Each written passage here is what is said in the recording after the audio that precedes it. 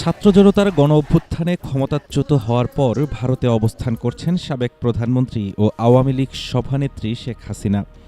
সম্প্রতি আন্তর্জাতিক সংবাদ মাধ্যম রয়টার্সকে দেওয়া এক সাক্ষাৎকারে তিনি আগামী ডিসেম্বরেই দেশে ফিরে আদালতে আত্মসমর্পণের ঘোষণা দিয়েছেন। তবে এটি কি আসলেই কোনো বাস্তব পরিকল্পনা নাকি দলকে পুনরুজ্জীবিত করার রাজনৈতিক কৌশল, তা নিয়ে খোদ আওয়ামী লীগের ভেতরেই রয়েছে নানা সংশয়।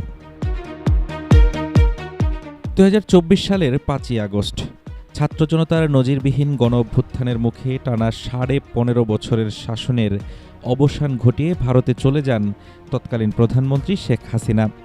দীর্ঘ প্রায় ১.৫ বছর পর এবার যুক্তরাজ্য ভিত্তিক বার্তা সংস্থা রয়টার্সকে দেওয়া এক টেলিফোন সাক্ষাৎকারে তিনি ঘোষণা দিয়েছেন আগামী ডিসেম্বরেই তিনি দেশে ফিরবেন এবং আত্মসমর্পণ করবেন আদালতেও।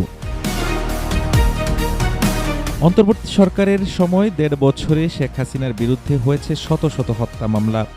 গত বছরের ১৭ নভেম্বর আন্তর্জাতিক অপরাধ ট্রাইব্যুনাল মানবতাবিরোধী অপরাধের মামলায় তাকে মৃত্যুদণ্ডাদেশ দেন। এই রায়ের পর তাকে ফেরত পাঠাতে ভারতকে চিঠিও দেয় বাংলাদেশ সরকার। তবে শেখ হাসিনা বলেছেন এবার তিনি নিজেই ফিরতে চান। রয়টার্সকে দেওয়া সাক্ষাৎকারে শেখ হাসিনা এমনটি বলেছেন, আমাকে ফিরতেই হবে। আমার দলের নেতাকর্মীদের উপর ভয়াবহ দমনপীড়ন চালানো হচ্ছে। যদি মৃত্যুই আসে, আমি চাই আমার নিজের মাটিতেই মৃত্যু হোক, যেখানে আমার বাবা মা সমাহিত আছেন। শেখ হাসিনা শুধু নিজে ফেরার কথাই বলেননি, নির্বাসনে থাকা দলের নেতাদেরও তার সঙ্গে ফেরার আহ্বান জানিয়েছেন। তবে মাঠের বাস্তবতা ভিন্ন।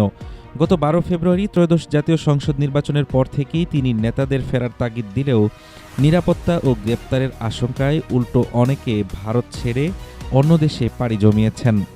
এমনকি দলটির কার্যক্রম নিষিদ্ধ থাকায় বর্তমানে আওয়ামী লীগের তৎপরতা কেবল অনলাইনেই সীমাবদ্ধ। রাজনৈতিক বিশ্লেষকদের মতে শেখ হাসিনার এই ঘোষণা কোনো বাস্তব কর্মপরিকল্পনা নয়, বরং অভ্যুত্থানের দ্বিতীয় বর্ষপূর্তি ও রাজনৈতিক পট পরিবর্তনের এই সময়ে নেতাকর্মীদের চাঙ্গা করার একটি প্রতীকী কৌশল।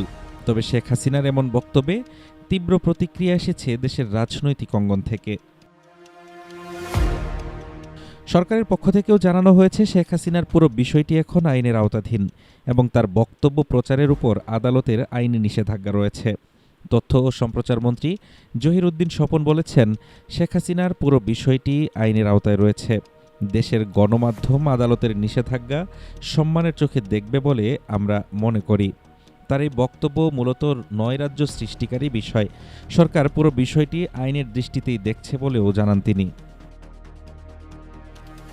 কোনো দৃশ্যমান রাজনৈতিক সমঝোতা বা সাংগঠনিক প্রস্তুতি ছাড়াই শেখ হাসিনার এই আকস্মিক ঘোষণা শেষ পর্যন্ত মাঠের রাজনীতিতে কোনো প্রভাব ফেলবে নাকি এটি কেবলই রাজনৈতিক চাপ তৈরির একটি কথার কথা, তা দেখার জন্য অপেক্ষা করতে হবে আগামী ডিসেম্বর পর্যন্ত।